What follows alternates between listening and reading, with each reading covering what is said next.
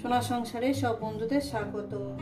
আজকে আমি রান্না করব বন্ধুরা লাইলন টিকা মাছের ঝাল।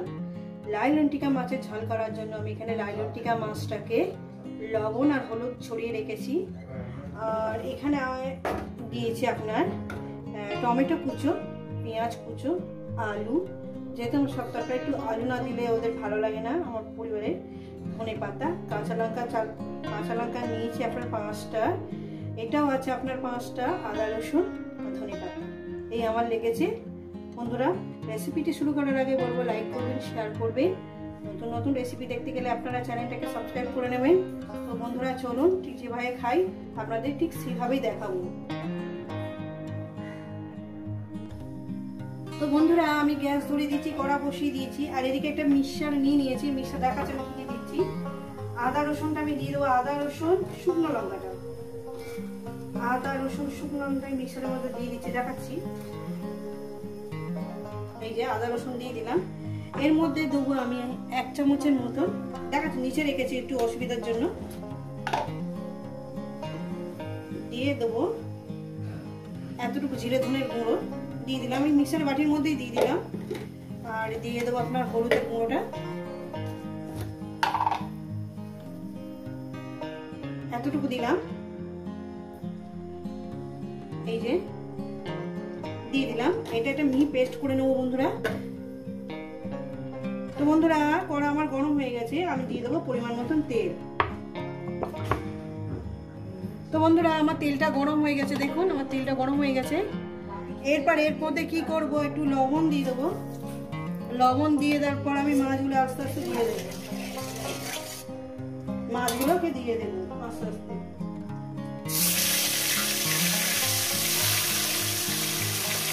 আমি এখানে 3টে মাছ দিলাম বন্ধুরা।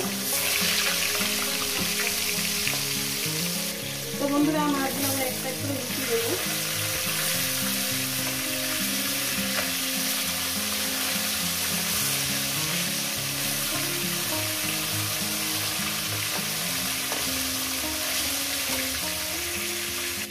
তো বন্ধুরা মাছটা আমার ভাজা হয়ে গেছে, মাছটাকে আমি তুলে দেবো। বাদ বাকি মাছগুলো আমি দিয়ে দেবো। রেসিপিটাকে পুরোটাই দেখবেন বন্ধুরা। আর কেমন দেখাচ্ছে মানে আমি মোটামুটি যেরকম খাই আর কি সেটা আপনাদের দেখাচ্ছি।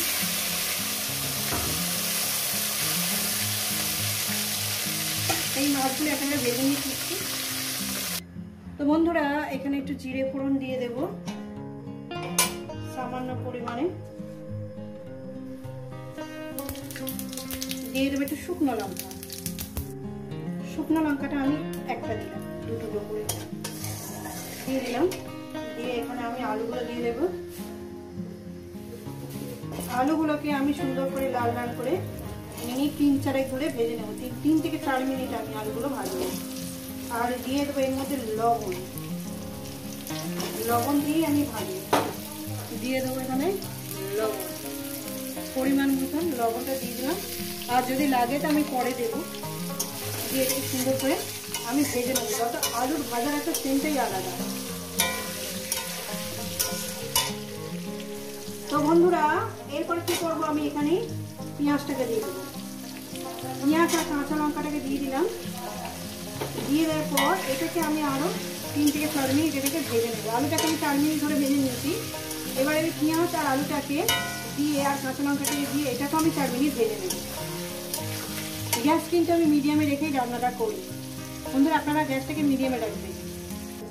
তো বন্ধুরা 4 মিনিট ভেজে নিয়েছি পেঁয়াজটাকে দিয়ে, পেঁয়াজটা বেশ সুন্দর করে ভেজে নিয়েছি। এরপর দিয়ে দেবো এই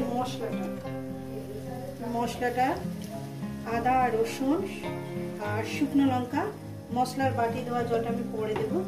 এটাকে আমি সুন্দর করে কষিয়ে নেবো, দিয়ে দিলে ভালো হয়। দিয়ে দেবো মশলা বাটি দেওয়া জলটা একেবারে দিয়ে দিলাম। এরপর দিয়ে দেবো আমি এই টমেটোটাকে, দিয়ে এটা সুন্দর করে মিনিট 3 করে কষিয়ে নেবো। খুব সুন্দর রেসিপি, খেতে খুব সুন্দর হয়। এইভাবে যদি আপনারা রান্না করবেন ভালো লাগবে। তো বন্ধুরা আমি দেখতেই পাচ্ছেন আমি কত সুন্দর করে মশলাটাকে কষিয়ে নিয়েছি। এইভাবে রান্নাটা করবেন, আশা করি আপনাদের খুবই ভালো লাগবে। দারুণ একটা সেন্ট বেরিয়েছে। আর একদম পাতলা এগুলো ঝোল ভালো লাগে না, এগুলো ঝোল ভালো লাগে না, এগুলো একটু গামাকা করলে একটু রস করলে অল্পটুকু রস দিয়েই খাওয়া হয়ে যাবে আপনাদের। আর এইখানে আমি গরম জল ব্যবহার করছি, যেহেতু আমার কষানো হয়ে গেছে। গরম জল দিচ্ছি, গরম জল দিলাম, দিয়ে এক্ষুনি ফুটে উঠবে। আমি মাছটা এক্ষুনি দিয়ে দেব, যেহেতু আমি গরম জল দিয়েছি বলে মাছটা আমি এক্ষুনি দিয়ে দিচ্ছি। রেসিপিটা কিন্তু পুরোটাই দেখবেন, আর কেমন হয়েছে কিন্তু জানাতে ভুলবেন না বন্ধুরা। আপনাদের কমেন্ট করতে আমার খুবই ভালো লাগে, তাই বলি। আর মাছগুলো আমি দিয়ে দিলাম। এরপর কি করবো, আমি ধনে পাতাটাও দিয়ে দেবো এর মধ্যে। ধনে পাতাটা আমি বলছি, ধনে পাতাটা আমি পাতা দিইনি, আমি ডাঁটা দিচ্ছি। ডাঁটা সামান্য একটু পাতা দিয়ে দিলাম। এবার এটাকে আমি একটু চাপা দিয়ে দিলাম, এই থালায় দিয়ে চাপা দিয়ে দিলাম মিনিট 3 ধরে। তাই আমি ফিরছি আরো 3 মিনিট পর। তো বন্ধুরা আমি ফিরছি, প্রায় 4 মিনিট হয়ে গেছে। আমি খুলে দেখবো লবণটা আমি একটু চেক করে নেবো, যদি লবণটা আমার কেমন হয়েছে। লবণ আমার ঠিক আছে, আমার হয়ে গেছে। এটা আমি নামিয়ে দেখাচ্ছি। দেখেন বন্ধুরা, দেখতে কত সুন্দর হয়েছে না? বিশ্বাস করেন, খেতে কিন্তু খুব সুন্দর হয়েছে। এইভাবে কিন্তু রান্না করে খাবেন, আর কেমন হয়েছে জানাবেন। রেসিপিটা ভালো লাগলে লাইক করবেন, শেয়ার করবেন। আর নতুন রেসিপি দেখতে গেলে আপনারা চ্যানেলটাকে সাবস্ক্রাইব করে নেবেন। আবার নতুন কোনো রেসিপির সঙ্গে দেখা হচ্ছে। সবাই সুস্থ থাকবেন, ভালো থাকবেন, আর আমার নিত্য নতুন ভিডিও দেখবেন।